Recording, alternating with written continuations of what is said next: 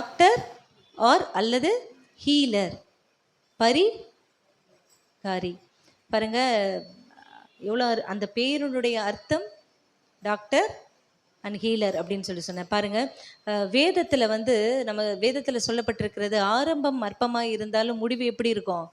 சம்பூர்ணமாய் இருக்கும். அற்பமான ஆரம்பத்தை யார் அசட்டை பண்ணக்கூடும் என்று சொல்லப்பட்டிருக்கு. ஆனால் இவருடைய வாழ்க்கையில் பார்க்கும் பொழுது ஆரம்பம் எப்படி இருக்கு? இவருடைய வாழ்க்கையில் அமோகமா அமக்கலமா ஆர்ப்பரிப்போட தொடங்கின இவருடைய வாழ்க்கை அப்படியே படிப்படியா அவர் அப்படியே டவுன் ஆகி அவருடைய முடிவு எப்படி இருந்தது?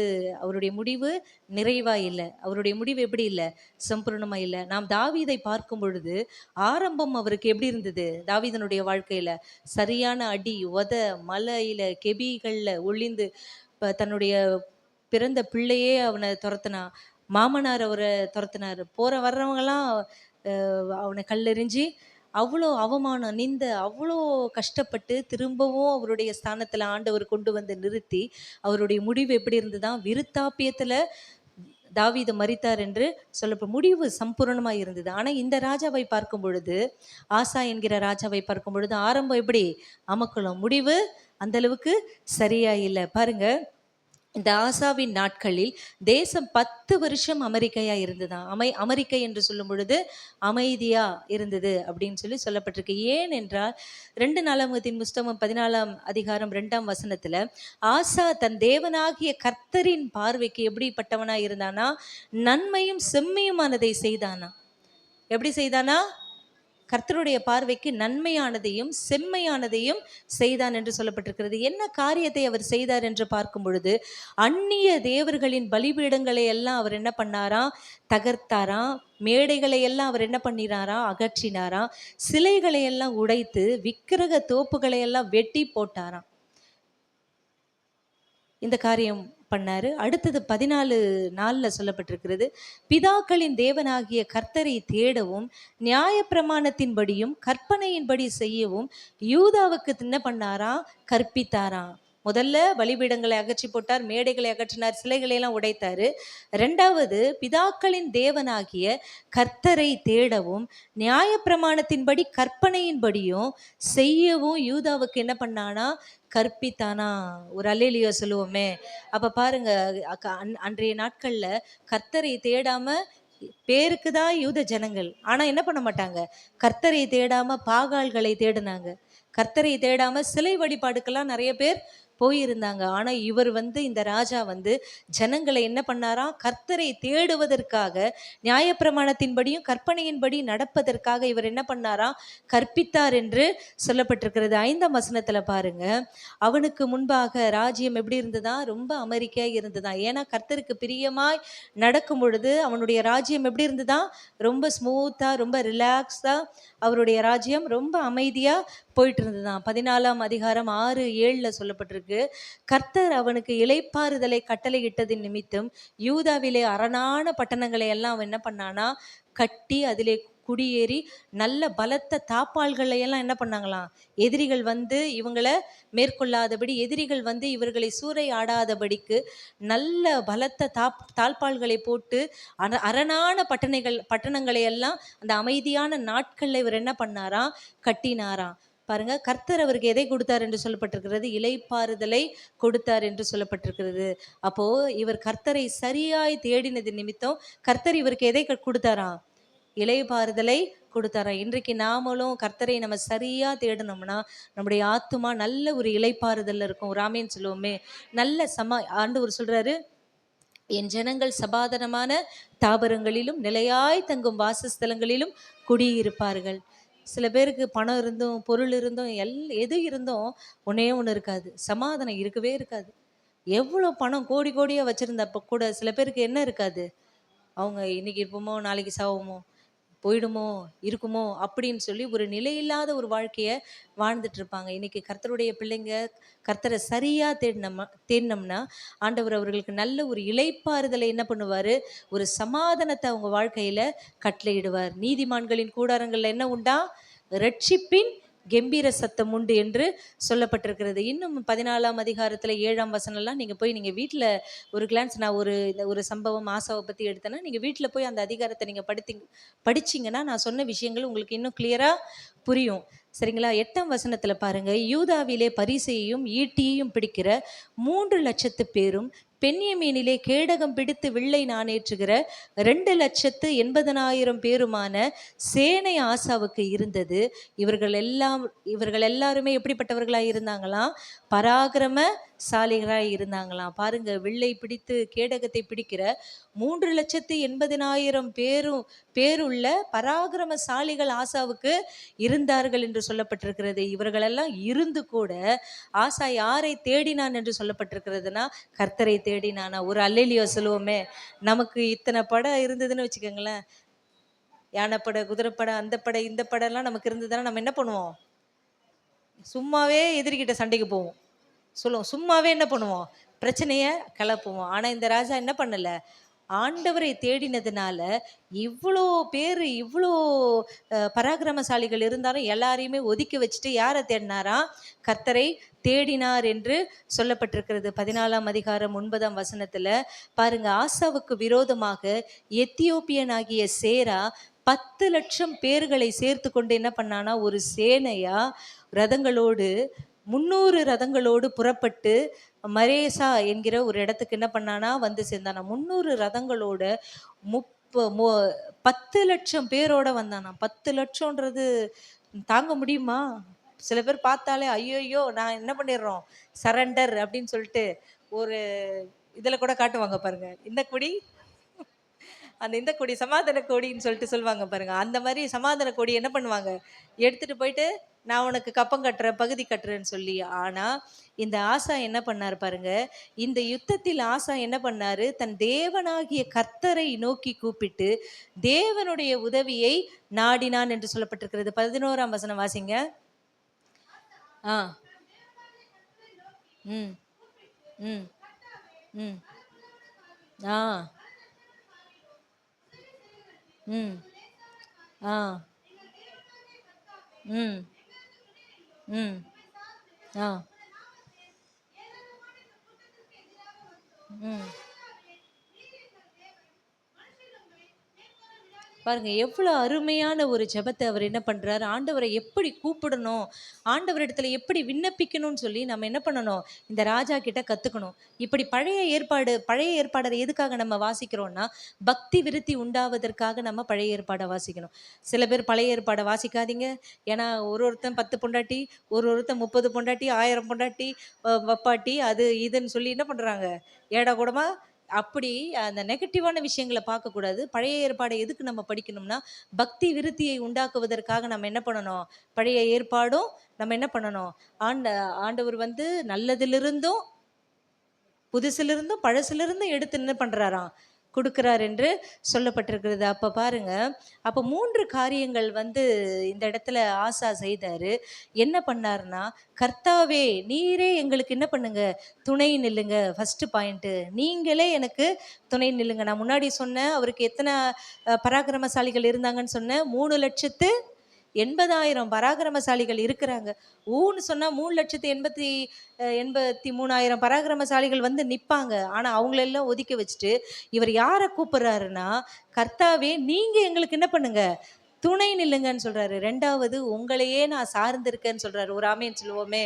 நம்ம யாரை சார்ந்திருக்கணும், எவ்வளோ நமக்கு நம்ம ஆள் பலம் இருந்தாலும் சரி, பண பலம் இருந்தாலும், எந்த பலம் இருந்தாலும் எல்லாத்தையும் தூக்கி வச்சுட்டு, ஆண்டவரே நான் உங்களை தான்ப்பா சார்ந்திருக்கிறேன், இது எப்பவுமே நம்ம மனசுல இருக்கணும். அப்போ இந்த 2வது வார்த்தை என்ன சொல்றாருன்னா, உங்களை தான்ப்பா நான் சார்ந்திருக்கிறேன்.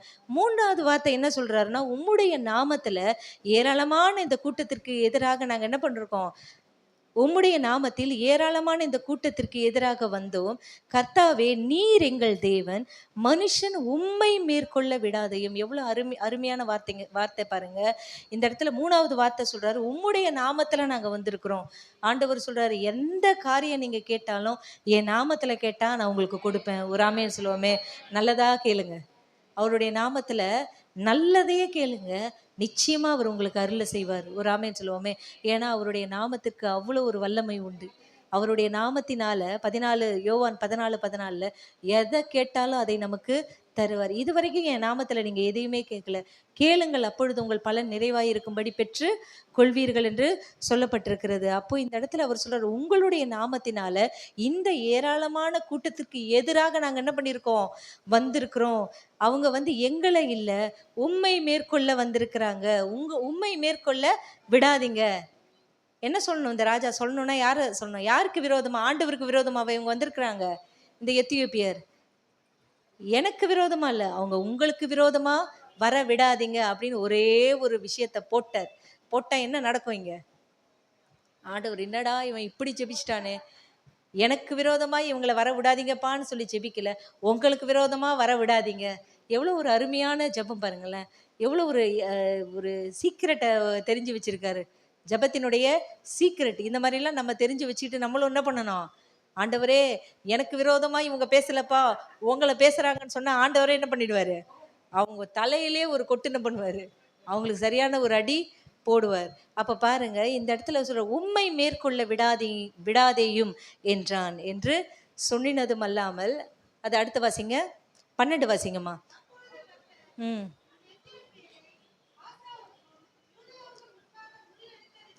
ம் பாருங்க, அப்பொழுது கர்த்தர் அந்த எத்தியோப்பியரை ஆசாவுக்கும் யூதாவுக்கும் முன்பாக முறியடித்ததினால் எத்தியோப்பியர் என்ன பண்ணிட்டாங்களாம்? ஒரே ஓட்டமாய் ஓடி போயிட்டாங்களாம். போனதுக்கு அப்புறம் 2 நாளாகமத்தின் புஸ்தகம் 15ஆம் அதிகாரம் 1ஆம் வசனத்துல பாருங்க, அப்பொழுது கர்த்தருடைய ஆவி ஓதேதின் குமாரனாகிய அசரியாவின் மேல் இறங்கினதினால் அவன் தீர்க்க தரிசனம் சொன்னான். அவன் நன்மையான காரியங்களை செய்தான். இப்பொழுது நல்ல ஒரு தீர்க்க தரிசனம், நன்மையான ஒரு தீர்க்க தரிசனத்தை ஆண்டவர் என்ன பண்றாரு? தீர்க்க தரிசி மூலமாய் சொல்றாரு. 15 நாள்ல பாருங்க, அவரை தேடினதுனால அவர்களுக்கு அவர் என்ன பண்ணாராம்? வெளிப்பட்டாராம். ஒரு ஆமேன்னு சொல்லுவோமே. யாரை தேடினாங்க? இவங்க கர்த்தரை தேடினதினால. அந்த ஒரு வசனம் வாசிங்களேன். தங்கள் நெருக்கத்திலே இஸ்ரவேலின் தேவனாகிய கர்த்தரிடத்துக்கு திரும்பி அவரை தேடின பொழுது அவர் அவர்களுக்கு வெளிப்பட்டார். அப்போ நெருக்கடியான நேரத்துல யாரிடத்துல திரும்பணும்? கர்த்தரிடத்துல திரும்பணும். ஒரு ஆமேன்னு சொல்லுவோமே. என்னுடைய சரீரத்துல பலவீனம் இருக்கும் பொழுது கூட எனக்கு டாக்டர் வந்து சொல்லிட்டாங்க, இந்த மாதிரி உனக்கு கட்டி இருக்குமா, ஒரு சின்ன கீரல் இருந்தா கூட ஒரு குழந்தை நிக்கிறதுக்கு சான்ஸ் இல்லைன்னு சொன்னாங்க. அப்ப நான் ஒண்ணுதான் வந்து முழங்கால் படிட்டு ஆண்டவர்கிட்ட சாஷ்டாங்காம விழுந்து நான் ஜெபிச்ச காரியம் என்னன்னா, ஆண்டவரே இசப்பா, இந்த யாபேசின் ஜெபத்தை சொல்லி நான் ஜெபிச்சேன்.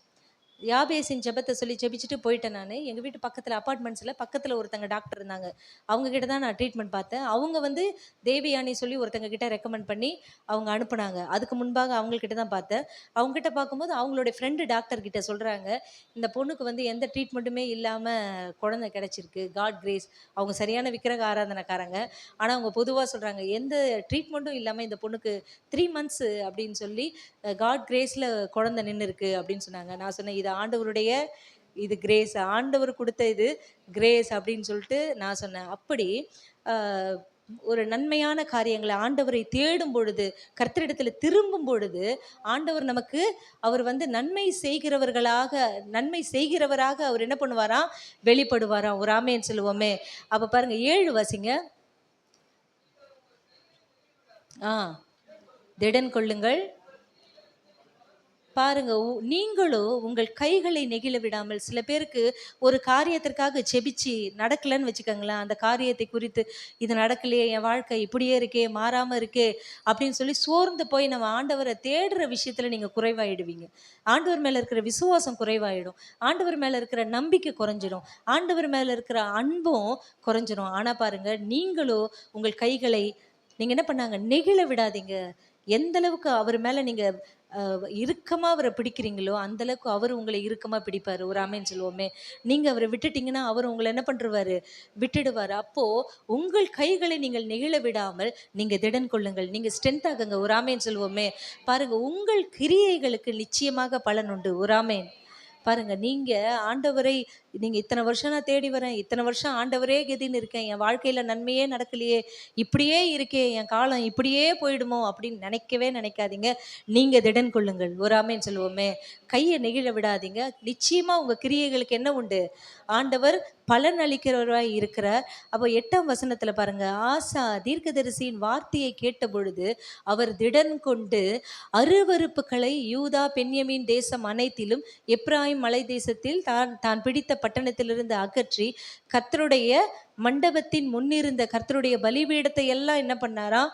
புதுப்பித்தார் என்று சொல்லப்பட்டிருக்கிறது. ஆசா செய்த ஒரு 3 காரியத்தை, நற்காரியங்களை குறித்து நம்ம இந்த வேளையில கூட நான் உங்களோடு கூட பகிர்ந்து கொள்ள விரும்புகிறேன். ஃபர்ஸ்ட் அவர் என்ன செஞ்சாருன்னா, என்ன செய்ய சொல்லி தீர்க்க தரிசனமா ஆண்டவர் சொன்னதை இவர் அப்படியே அப்சர்வ் பண்ணி, ஆண்டவர் தீர்க்க தரிசனமா அந்த அசரியா கிட்ட சொல்லும் பொழுது அதை உடனே இந்த ராஜா கேட்டு 3 காரியத்தை இவர் பண்ணார். முதல்ல என்ன பண்ணார்னா, முழு இருதயத்தோடு தேவனை தேடுவதற்கு அவர் என்ன பண்ணாராம்? ஒப்பு கொடுத்தாராம். ஒரு ஆமேன்னு சொல்லுவோமே. இன்னைக்கு நிறைய பேர் ஆண்டவரை எப்படி நம்ம தேடி வர்றோன்றது ஆண்டவருக்கு தான் தெரியும். எதனால நம்ம வாழ்க்கையில ஆசீர்வாதம் இல்லை, ஆசீர்வாதம் குறைவு, எதனால ஒரு குறைவான ஒரு ஆசீர்வாதத்தோட நம்ம இருக்கோம்? ஏன்னா ஆண்டவர்கிட்ட வந்தா ஒரு பூரண ஆசீர்வாதத்தை அவர் கட்டளையிடுவார். அவர்கிட்ட வர்றவங்களை அவர் புறம்பே தள்ள மாட்டார். பூரண ஆசீர்வாதத்தை அவர் என்ன பண்ணுவாராம்? நமக்கு கட்டளையிடுகிற தேவனாய் இருக்கிறார். அவர் நமக்கு அமுக்கி குலுக்கி மடியில சரிந்து விழும்படியான ஆசீர்வாதத்தை தான் அவர் நமக்கு கொடுப்பார். எதனால நம்ம குடும்பத்துல சில குறைகள், பிரச்சனைகள், தரித்திரம், பலவிதமான வியாதிகள், போராட்டம், பிரச்சனைனா யார்கிட்ட இருக்குன்னா நம்ம கிட்ட தான் இருக்கு. நம்ம எந்த அளவுக்கு அவரை தேடுறோமோ அந்த அளவுக்கு ஆண்டவர் நம்மளை ஆசீர்வதிக்க அவர் வல்லமையுள்ளவராய் இருக்கிறார். இந்த இடத்துல முழு இருதயத்தோடு முழு மனதோடு நாங்கள் தேடுவோம் என்று அவர் என்ன பண்றார்? முதல்ல சொல்றாரு. ரெண்டாவது, கர்த்தரை தேடாதவன் கொலை செய்யப்பட கடவன் என்று ஒரு உடன்படிக்கையையும் அவர் என்ன பண்ணினாராம். ஒரு அல்லேலூயா சொல்லுவோமே. யாரெல்லாம் முதல்ல அவர் முழு இருதயத்தோடு தேடினாராம், யூதா ஜனங்களுக்கும் முழு இருதயத்தோடு தேடுவதற்கு அவர் ஊக்கப்படுத்தினார். ரெண்டாவது, முழு இருதயத்தோடு அவரை தேடாதவன் கொலை செய்யப்பட கடவன். இன்னைக்கு அப்படி இருந்தா ஒரு ஆப்ஷன் வச்சா என்ன ஆகும்? இவங்க ஒழுங்கா தேடல, ஒழுங்கா வரமாட்டாங்க, பின்மாறி போறாங்க, அவங்களெல்லாம் வந்து கத்தி வச்சு கொலை பண்ணா என்ன ஆகும்? அவ்வளவுதான், போய் ஜெயில் கம்மி தான் போய் எண்ணணும். அப்ப இவர் அப்படி ஒரு கடினமான ஒரு கட்டளையை பிறப்பிக்கிறாரு. முழு இருதயத்தோடு தேடாதவன் கொலை செய்யப்பட கடவன். மூணாவது ஒரு வைராகியமான ஒரு விஷயத்தை அவர் பண்ணாரு. என்ன பண்ணார்னா, ஆசாவின் தாயாகிய மாகாளையும் ராஜாத்தியா இராதபடிக்கு அவளுடைய மேன்மையிலிருந்து, அந்த ராஜாத்திக்குரிய அந்த மேன்மையிலிருந்து ஆசா என்ன பண்ணாரா? விலக்கி போட்டு அவளுடைய விக்கிரகத்தையும் அவளுடைய அருவருப்பையும் அவளுடைய எல்லா விதமான சிலை வழிபாடுகள் எல்லாவற்றையும் என்ன பண்ணாராம்? கீதரோன் ஆற்றண்டையிலே சுட்டரித்து போட்டாராம். அம்மானு கூட அவர் என்ன பண்ணல, பார்க்கல. அம்மா ஒரு ராணியா இருந்த ஒரு அவங்களுடைய தாயார அந்த பதவியிலிருந்து அவங்க என்ன பண்ணிட்டாரு? அவரு தூக்கிட்டு அவங்க உண்டு பண்ண எல்லா விக்கிரக ஆராதனை, எல்லா விக்கிரக வழிபாடுகள் எல்லாவற்றையும் சுட்டெரித்து போட்டாராம். ஒரு அல்லேலூயா சொல்லுவோமே. கர்த்தருடைய பிள்ளைங்க, நீதியின்படி, தோற்றத்தின்படி தீர்ப்பு கிடையாது. நீதியின்படி நம்ம எப்பொழுதும் என்ன பண்ணணும்? அது சொந்தமா இருக்கட்டும், அது பந்தமா இருக்கட்டும், அது யாரா இருக்கட்டும், தப்புனா தப்பு தான், கரெக்டுனா கரெக்டு தான். இப்படி இருந்தோம்னா கர்த்தருடைய பார்வைக்கு நம்ம எப்படிப்பட்டவர்களாய் இருப்போம்? நீதியுள்ளவர்களாய் அவருக்கு முன்பாக நம்ம நியாயம் உள்ளவர்களாய் ஆண்டவர் நம்மளை மெச்சிக்கொள்வார். ஒரு ஆமேன்னு சொல்லுவோமே. அப்ப இந்த ராஜா இந்த 3 நல்ல காரியத்தை என்ன பண்ணார்?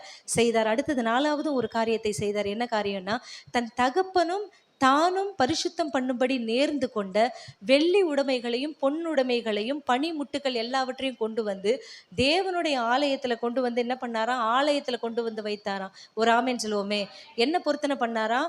வெள்ளி உடைமைகள், பொண்ணு உடைமைகள் நேர்ந்து கொண்டாங்களாம். அவங்க அப்பாவும் பையனும் என்ன பண்ணிட்டாங்க? நேர்ந்து கொண்டு ஆலயத்துல இப்படிப்பட்ட பனிமுட்டுகள், வெள்ளி, பொன் எல்லாத்தையும் கொண்டு வந்து ஆலயத்துல வைப்போம்னு சொல்லி நேர்ந்து கொண்ட இந்த காரியத்தை என்ன பண்ணாங்களாம்? கரெக்டா பண்ணாங்களாம். என்னென்ன 4 காரியம் சொல்லுங்க பார்க்கலாம். 1, முழு இருதயத்தோடு தேடினாங்க. 2வது, தேடாதவன் கொலை செய்யப்பட்டாங்க. 3வது தன்னுடைய தாயையே இந்த ஸ்தானத்தை விட்டு நீக்கிட்டார். 4வது நேர்ந்து கொண்டதை தான் தான் தகப்பனும் அவரும் நேர்ந்து கொண்ட காரியத்தை சரியா அவர் என்ன பண்ணாராம், செய்து முடித்தார் என்று சொல்லப்பட்டிருக்கிறது. அப்ப பாருங்க, அடுத்து 16ஆம் அதிகாரம் 1 பார்க்கும் பொழுது, இப்ப முதல்ல ஆரம்பத்துல நான் சொன்னேன், ஆரம்பத்துல எப்படி இருந்தது இவருடைய விஷயங்கள் எல்லாமே, எல்லாம் சரியா நேர்த்தியாய் அத்தனை பராக்கிரமசாலிகள் இருந்தும், எத்தனையோ ஆயிரம் பராக்கிரமசாலிகள் இருந்தும் அத்தனை பேரையும் தள்ளி வச்சுட்டு இவர் யாரை தேடினார்னு சொன்னேன், கர்த்தரை தேடினார். அதனால இவருக்கு எல்லா காரியமும் ஆண்டவர் ஜெயமா அவரே யுத்தம் செய்து இவரை என்ன பண்ணார், இவருடைய ஆட்சி காலத்துல எல்லாமே அமெரிக்கையா இருந்தது என்று பார்த்தோம். இப்ப 16ஆம் அதிகாரத்துல முதல்ல இருந்து பார்க்கும் பொழுது பாரு, இந்த இடத்துல அவர் வந்து தேவனை அல்ல மனுஷனையே அவன் தேடினான் என்று சொல்லப்பட்டிருக்கு. பாருங்க, இஸ்ரவேலின் ராஜாவாகிய பாஷா யூதாவுக்கு விரோதமாய் வந்து யாரும் ஆசாவின் இடத்துல போக்கும் வரத்துமா இராதபடிக்கு அவர் என்ன பண்ணாரா, ராமாவை கட்டினானா. யாரும் ராஜா கிட்ட போக்கும் வரத்துமா இருக்கக்கூடாதுன்னு சொல்லி ஒரு ராமா என்கிற ஒரு பட்டணத்தை என்ன பண்ணாரா, அவர் கட்டினாரா. உடனே ஆசா வந்து எப்பவும் போல இவர் என்ன பண்ணணும், முதல்ல ஒரு ராஜா வரும்பொழுது அவர் என்ன பண்ணாரு, என்ன பண்ணாரு, அவரு ஆண்டவரை தேடி அத்தனை பராக்கிரமசாலிகளை தூக்கி போட்டு ஆண்டவரை கர்த்தரை தேடி அவர் ஜெயம் கொண்டார் என்று சொல்லப்பட்டிருக்கு. இந்த இடத்துல இவருக்கு என்ன ஆச்சுன்னு தெரியல. இன்னைக்கு நிறைய பேர் அப்படிதான், ஆரம்பத்துல ஆண்டவரே ஆரம்பத்துல கர்த்தாவே நீங்க இல்லைன்னா நான் இல்லை, ஒரே வைராகியம்தான், ஆண்டவரை பிடிச்சு கொண்டு ஆண்டவருக்கு அபிஷேகத்துல நிரம்பி அவர் சொன்னாதான் நான் செய்வேன்ற அளவுக்கு இருப்பாங்க. போக போக என்ன ஆயிடும், விசுவாசம் போக போக சூழ்நிலை நிமித்தமா, பிரச்சனையின் நிமித்தமா, ஆண்டவர் சில காரியங்களை அனுமதித்ததின் நிமித்தமாக நாம நிற்கிறோமா, நம்மளுடைய விசுவாசத்துல உறுதியா நிற்கிறோமான்னு சொல்லி ஒரு சில டெஸ்ட் வைப்பார். அதுல நம்ம உறுதியா நிற்காம நம்ம என்னவாயிடுறோம், ஃபெயிலியர் ஆயிடுறோம், தோர்த்து விசுவாசம் என்கிற பரீட்சையில தோர்த்து போயிடுறோம். அது போல இந்த ராஜாவுக்கும் என்ன ஆச்சுன்னே தெரியல. இவர் திடீர்னு எதனால இப்படி அவர் வந்து என்ன பண்ணார்னா பாருங்க, சீரியாவின் ராஜாவாகிய பெனதாத் என்னும் சீரியாவின் ராஜாவிற்கு கர்த்தருடைய ஆலயத்திலிருந்து பொன்னையும் வெள்ளியையும் அனுப்பினான் என்று சொல்லப்பட்டிருக்கு. இந்த ராஜா என்ன பண்றாரு, ஆசா சீரியா ராஜா, இருக்கிறதுலே சீரியா படை தான் ரொம்ப பெரிய படை. இவருக்கு விரோதமா பாஷா என்கிற இஸ்ரவேலின் ராஜா இவருக்கு விரோதமாய் வராரு. இவருக்கு விரோதமாய் ஒரு பெரிய அலங்கத்தை என்ன பண்றாரு, ஒரு பெரிய அந்த ராமாவை கட்டுறாரு. ராமா என்கிற ஒரு பட்டணத்தை இவருக்கு எதிராக கட்டுறாரு. அதற்காக இந்த ஆசா என்ன பண்றாரு, யாரை நாடி போறாருன்னா சீரியாவின் ராஜாவை நாடி போறார். எனக்கு நீங்க உதவி செஞ்சீங்கன்னா, எனக்கு நீங்க ஹெல்ப் பண்ணீங்கன்னா, அவருக்கு வந்து அந்த ராஜாவுக்கு நீங்க எதுவும் பண்ணாம நீங்க எனக்கு உதவி செஞ்சீங்கன்னா நாங்கள் வெள்ளி உடைமைகளையும் பொண்ணு உடைமைகளையும் நான் நிறைய உங்களுக்கு தரேன்னு சொல்லி ஒரு உடன்படிக்கையை அந்த ராஜாவோடு என்ன பண்ணிக்கிட்டானா. பாருங்க, 16ஆம் அதிகாரத்துல 4ஆம் வசனத்துல, பாஷா இதை கேட்ட பொழுது ராமாவை கட்டுகிறதை நிறுத்தி தன் வேலையை விட்டு என்ன பண்ணானா, ஒளிந்து போனான். ஏன்னா அந்த சீரியாவன் ராஜா வந்து என்ன பண்ணானா, இந்த பாஷாவை வந்து கொள்ளையிட்டு இவனை வந்து மேற்கொண்டானா. அந்த சீரியா ராஜா இந்த பாஷா என்கிற ராஜாவை தோற்கடித்து அவனை துரத்தி விட்டதுனால இந்த பாஷா என்ன பண்ணா, அந்த பாஷா ராஜா என்ன பண்ணாரா, கற்ற அந்த வேலையை நிறுத்திட்டு ஓடிட்டாராம். இதையெல்லாம் அந்த கட்டுன அந்த கற்கள் எல்லாம் உடைமைகள் எல்லாவற்றையும் இவர் என்ன பண்ணானா, இந்த ஆசா எல்லாத்தையும் அபகரித்து கொண்டு வந்துட்டாராம். கொண்டு வந்த உடனேயே என்ன வருதுன்னா, இவருக்கு எதிராக ஒரு தீர்க்கதரிசன வார்த்தையை ஆண்டவர் என்ன பண்றாரு, தீர்க்கதரிசி மூலமாக அனானி என்கிற ஒரு தீர்க்கதரிசி மூலமாக ஆண்டவர் வார்த்தையை அனுப்புறாரு. என்ன வார்த்தையை அனுப்புறாருன்னா, நீர் உம்முடைய தேவனாகிய கர்த்தரை சார்ந்து கொள்ளாமல் சீரியாவின் ராஜாவை நீ சார்ந்து கொண்டபடியினால இந்து முதற்கொண்டு உனக்கு என்ன ஏற்படும், யுத்தம், உன்னுடைய ராஜ்யத்துல இனிமேட்டு யுத்தம் ஏற்படும் அப்படின்னு சொல்லி ஆண்டவர் என்ன பண்ணிட்டாரு, அந்த ராஜாவை கைவிட்டாரு. என்ன ஆச்சு இந்த ராஜாக்கு, இதுவரைக்கும் ஆண்டவரை தேடின இந்த ராஜா யாரை தேடுறதுக்கு முற்பட்டாரு, யாரை தேட ஆரம்பிச்சிட்டாரு, பெரிய படைபலம் உள்ள சீரியா ராஜாவை தேட ஆரம்பிச்சாரு. உடனே ஆண்டவர் சொல்லிட்டாரு, நீ வந்து ஆண்டவரை அல்ல, நீ தேவனை அல்ல, நீ வந்து மனுஷனை தேடினபடியினால இது முதற்கொண்டு ஒரு ராஜ்யத்துல என்ன ஏற்படும், யுத்தம் ஏற்படும் அப்படின்னு சொல்லி ஒரு வார்த்தை என்ன சொல்லிட்டாரு. 12 வாசிங்களேன், 9 வாசிங்களேன். ஆ. ம். ஆ. ஆ. பாருங்க, தம்மை பற்றி உத்தம இருதயத்தோடு இருக்கிறவர்களுக்கு தம்முடைய வல்லமையை விளங்கும் பண்ணி கர்த்தருடைய கண்கள் பூமி எங்கும் உலாவிக் கொண்டிருக்கிறதாம். அப்ப பாருங்க, தம்மை பற்றி உத்தம இருதயத்தோடு இருக்கிறவங்களுக்கு அவர் நன்மையை வழங்கார் என்று சொல்லப்பட்டிருக்கிறது. ஒரு ஆமேன் சொல்லுவோமே. உத்தம இருதயம் உள்ளவர்களை தான் ஆண்டவர் விரும்புகிறார். தெலுங்குல என்ன சொல்வீங்க உத்தம இருதயத்துக்கு? ஆ, அதேதானா? அப்ப பாருங்க, அவர்கள் மேல கர்த்தருடைய கண்கள் பூமி எங்கும் எப்படி இருக்கான்? உலாவிக் கொண்டிருக்கான். இந்த விஷயத்துல நீ என்ன விட்டுட்ட நீ? மதி இல்லாதவரா இருந்தீர். தெலுங்குல என்ன சொல்வீங்க? மதி இல்லாதவர். புத்தி உன்னாயிச்சு உனக்கு? கெட்டு போச்சு. மதி இல்லாதவராய் இருந்தீர். ஆகையால் இது முதற்கொண்டு உனக்கு என்ன ஏற்படும்? யுத்தம் ஏற்படும் என்று சொல்லிட்டார். பாருங்க, அடுத்தது 12ஆம் வசனம் வாங்க. வாசிங்க.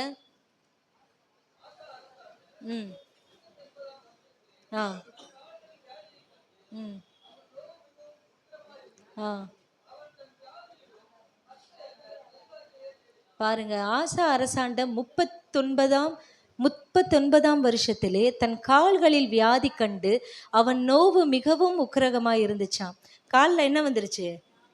முதல்ல ஆட்சியில பிரச்சனை, யுத்தம் ஏற்பட்டுச்சு. இரண்டாவது சரீரத்துல பிரச்சனை வந்துருச்சு. காலில் வியாதி கண்டு அவன் நோவு எப்படி இருந்துச்சான்? ரொம்ப உக்கிரகமா இருந்துச்சான்.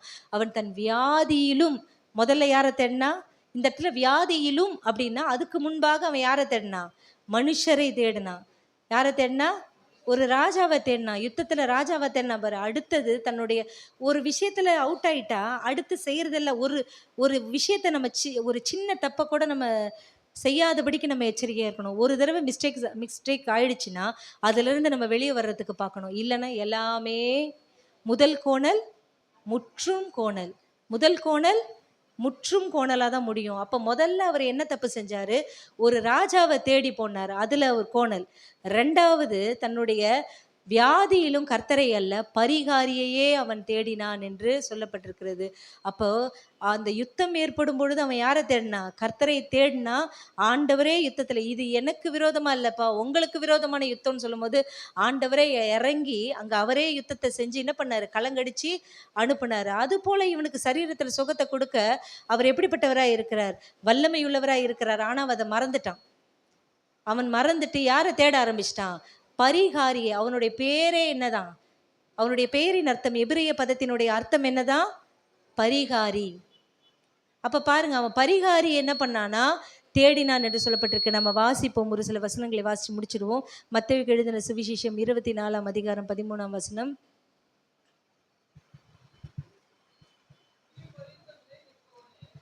பாரு, முடிவு பரியந்தம் நிலை நிற்பவனே ரட்சிக்கப்படுவான். ஒரு ஆமீன் சொல்லுவோமே. நமக்கு கொடுத்திருக்கிற ரட்சிப்பை நாம எப்படி வச்சுக்கணும்? நம்ம முடிவு பரியந்தம் நம்ம காத்து கொண்டோமானால் நாம தான் ரட்சிக்கப்படுவோம். ஒரு ஆமீன் சொல்லுவோமே. நமக்கு கொடுத்த ரட்சிப்பை இடையில விட்டோம்னு வச்சுக்கோங்க, பணத்தினாலேயோ பொருளாலோ பொன்னாசை மண்ணாசை எந்த ஆசையிலையோ விட்டுட்டோன்னு வச்சுக்கோங்க, அவ்வளோதான் போச்சு. நமக்கு ஆண்டவர் கொடுத்த ரட்சிப்பை முடிவு பரியந்தம் நம்ம நிலை நிற்போமானால் அந்த ரட்சிப்பை நம்ம காப்பாற்றுவோம். ஒரு ஆமேன் சொல்லுவோமே. எபிரேயருக்கு எழுதின நிருபம் 3ஆம் அதிகாரம் 14ஆம் வசனம் வாசிப்போம்.